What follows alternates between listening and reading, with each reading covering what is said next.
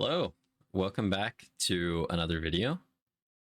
I hope you're having an amazing day. I don't really have a plan as to what exactly I want to talk about today. I just recorded this little sketchbook session yesterday morning. Um, this is in real time, so it was about 20 minutes to do the sketchbook page. And I just kind of wanted to see where recounting these drawings would take me and maybe talk a little bit about sketching and some other random life events, perhaps. Um, Before I get into that, while you're enjoying me doodling some faces, I would like to try and usher you over to my Patreon. Uh, it would be incredible if any of you are willing to support me there. If you want to see some exclusive art and a lot more process sketches, then that's where you can find those. So yeah, I think that's about my marketing campaign there for you to go support me. um, all right, so sketching. I just started sketching again a few days ago. It's been honestly a couple months since I just like took out a sketchbook, pen and paper, or with a pencil. And I was really missing doing it. I think one of the things about sketching that's so important is it doesn't have like the tension and all the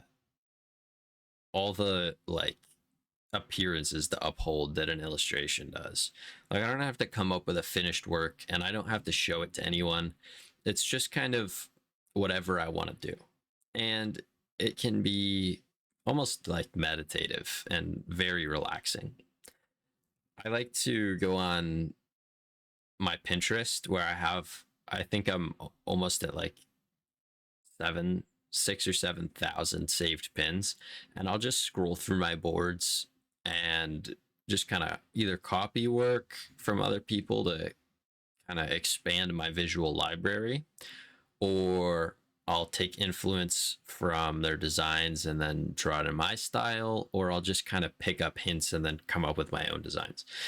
And I think that that's really something that every artist should do semi consistently, because it's such a incredible way to build your visual library. Like looking at art all the time helps you to like have more ideas and have more stuff going on in your head when you go to draw something. But I think that if you like draw the stuff instead of just looking at it, it helps you retain it a lot better. And that's why when people study drawing, they don't just like look at people's drawings, they try to replicate them because it helps you learn them and it helps you build the muscle memory to do different things technique wise. I really, really enjoy doing work with ballpoint pen. Like these are just those big ballpoint pens that cost like 10 cents a piece. My parents got me like 4 or 5 boxes of them. I think something like that. Like just an absurd like at least 150 pens. Uh and that was, I don't know, 4 years ago now, something like that.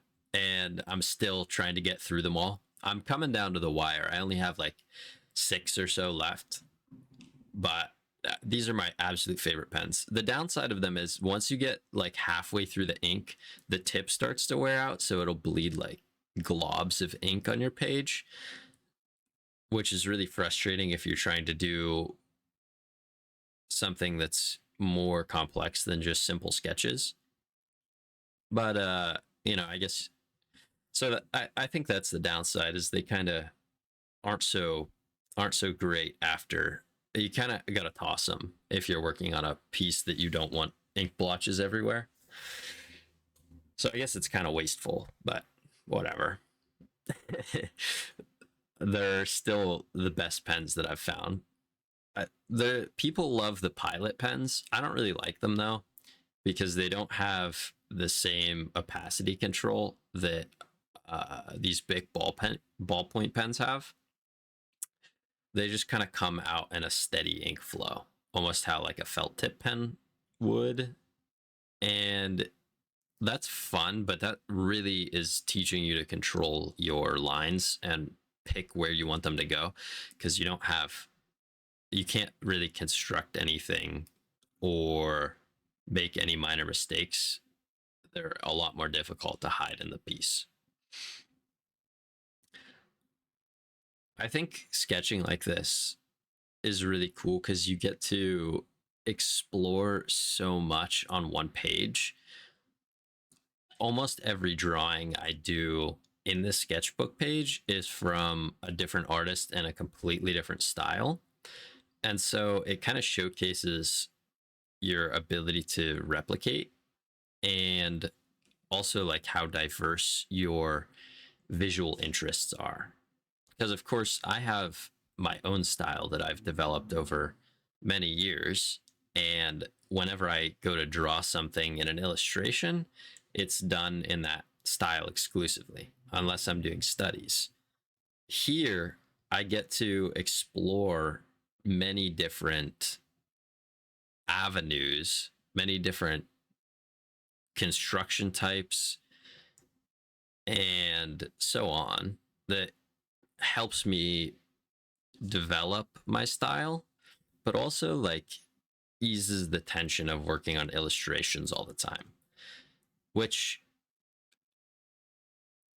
brings me to something that I do want to talk about, is like taking time away from art to relax. Like separate yourself so that when you come back to it, you're excited to do it again. It's like kind of like weightlifting. Like you can lift 7 days a week. If you do that, you're going to be so tired and so burnt out of lifting by week 3 that you're just going to quit. Plus, your body's not going to recover. You're not going to actually meet any of the gains you want to meet. It's just kind of at a total detriment. And I think drawing is very much the same.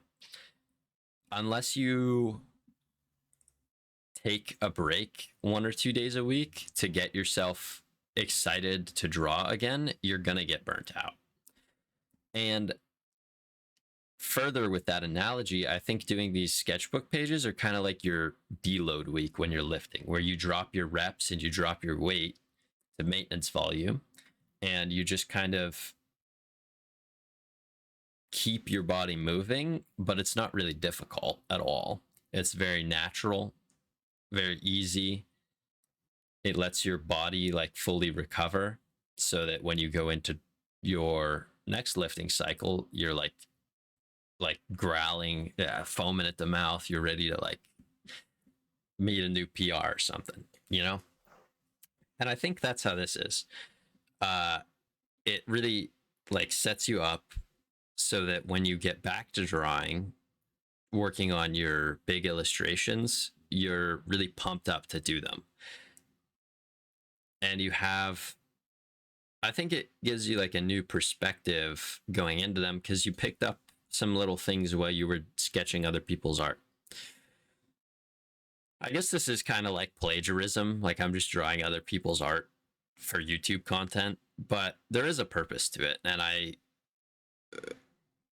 that's why I did it, is because I wanted to expand on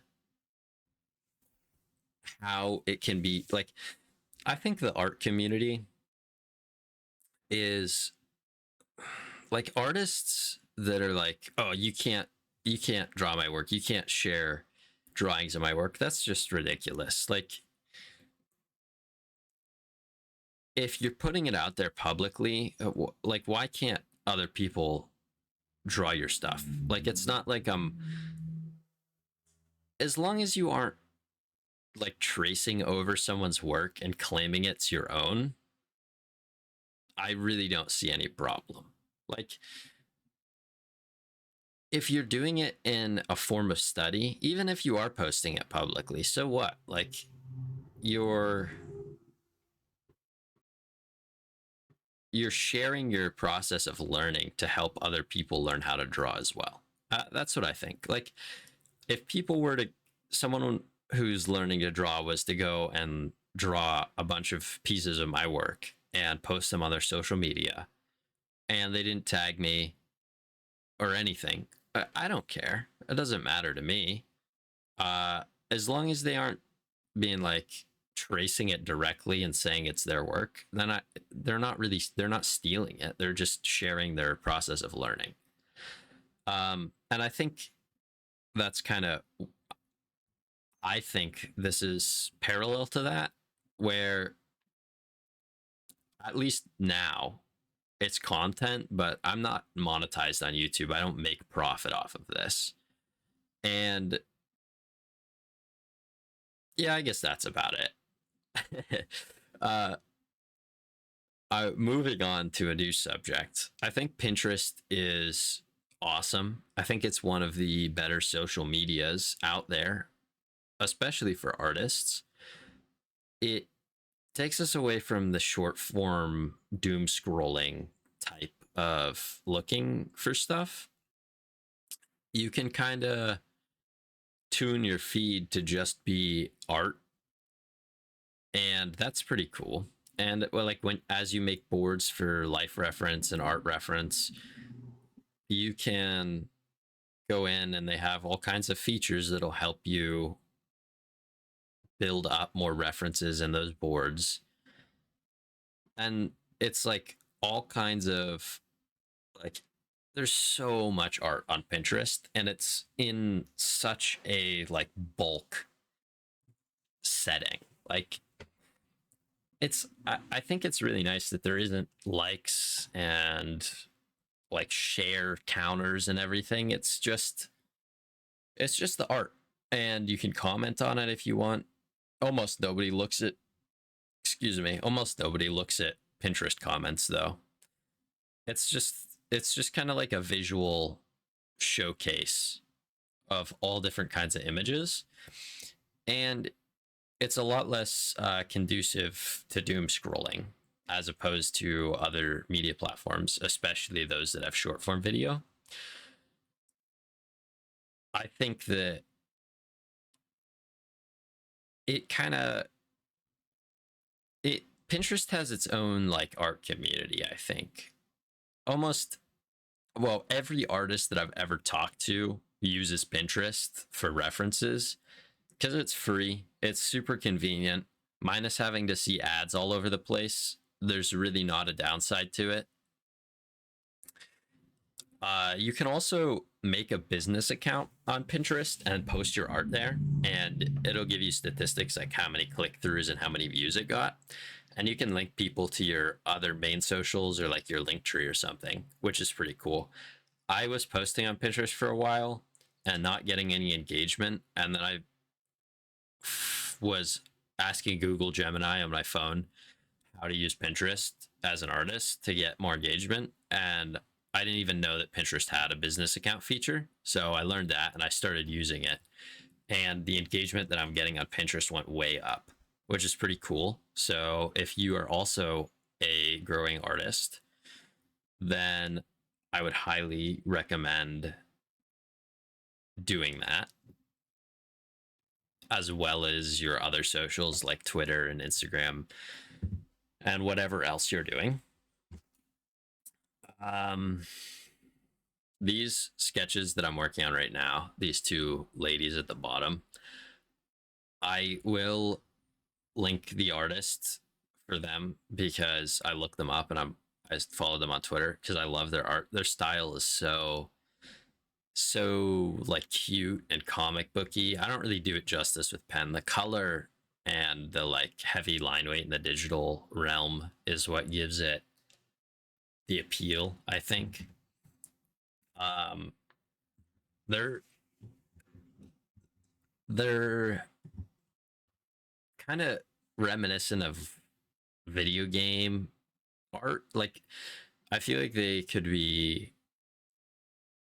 in a game like, oh, I'm trying to think of a good example game that isn't just like a tiny indie game that no one's heard of. So I guess maybe like a game kind of like Stardew Valley, where I've never played it, but from what I understand, there's characters throughout the world that you can go and walk up to and talk to, and I feel like this art looks like sprites for a game like that, where you would have their dialogue boxes, but they'd have the illustration sprite of the character up while they were talking to you. Maybe like Castle Crashers, even like, I don't know, the color, the way they're colored, and the use of line weight and graphic elements really makes me think about Castle Crashers. So yeah, anyway, I'll put them up in the description, and maybe I'll throw a couple of their like colored illustrations up on the screen, in case you don't want to check them out, but you do want to see what their art looks like. And here I am wrapping up the final little sketch here. I think there's like people that post sketchbooks on Instagram and other socials that make it seem like it's like a full planned illustration, and it's like, they just make it stressful for no reason, and they make it complex, and they make it seem like it has to be this postable content. That is probably the worst thing you could ever do, is like take sketching away from yourself as a healing tool and just like make it um more draining like everything else. So all right, that was my little sketchbook rant. I'm running out of drawing time, so I'm gonna wrap up um right here. Please let me know in the comments if you found this video style interesting, just kind of off the wall, a little bit of bullshitting. um yeah, all right, thank you so much for watching. I love you all. Please take care.